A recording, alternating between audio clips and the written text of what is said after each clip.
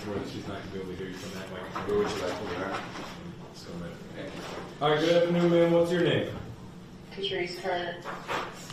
All right, you're here today on file 20-0203-SC, here today for arraignment on a felony complaint. You do have an attorney here on your behalf who you should be able to see and hear. If you cannot hear him, at a minimum, let me know so we can make sure that you're able to hear what your attorney is saying on your behalf. Aside from that, I would advise you that anything you say can and will be used against you, that we are recording these proceedings, so I would advise you to allow your attorney to speak on your behalf. Obviously, if you have urgent questions, we can answer those, but it would probably be in your best interest to follow up with your attorney after today's proceedings. Aside from that, go on, sir. May it please this honorable court, Jeffrey W. Perlman and Katryce A. Curd.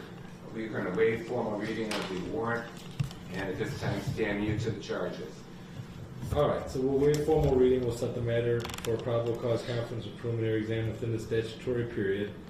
And I'm noting that she retained counsel. Go ahead with regards to bond. I just want to speak to the examination date, Judge, just so the court's aware. We are going to waive the 21-day rule, and we'll talk about that more at the probable cause conference. Okay, just for what it's worth, though, I cannot waive the 21-day rule on behalf of the prosecution. They have the same statutory right as you do to have the exam within 21 days. You can follow up with them, perhaps get a step in order, but otherwise, at that first date, certainly discuss it further. But I can't waive it today.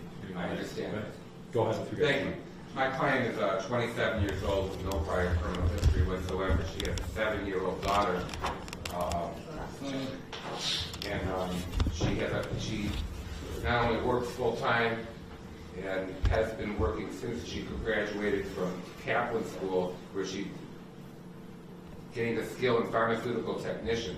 She, in this case, has family support here in the courtroom. She's retained an attorney. She has,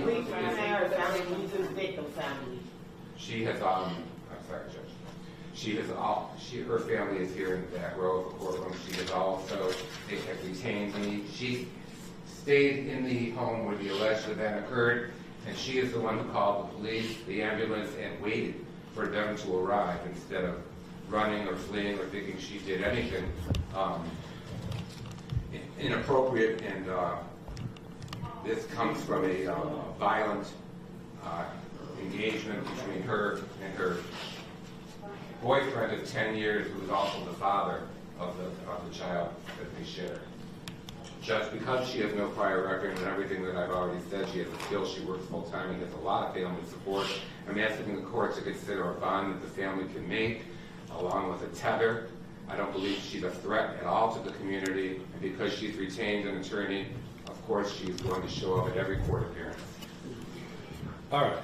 When considering bond, I have to look at factors related to the risk of non-appearance at court dates, as well as the risk of danger to the public if released.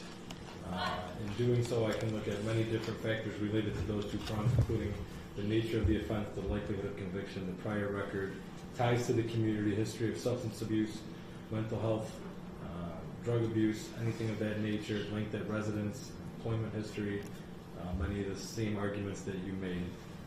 However, in this case, I'm not comfortable with a personal bond, certainly, as I do have concerns with regards to risk of danger to the public if released, as well as risk of flight, given the nature of the charges, the potential penalties being up to life in prison, as well as mandatory time on 2 of the lower counts. It does increase the risk of flight. The nature of the charges does increase the risk of danger to the public. Community Corrections did provide a pre-trial report, but they did not make a bond recommendation. They just provided information only, which is similar to what you did state on behalf of your client. Given the concerns, as well as the nature of the charges and likelihood of conviction, at this time, I'm going to set bond at $250,000 cash surety only. If released, she is to be placed on a GPS tether prior to release. There's no conditions on that. It's just a general GPS tether.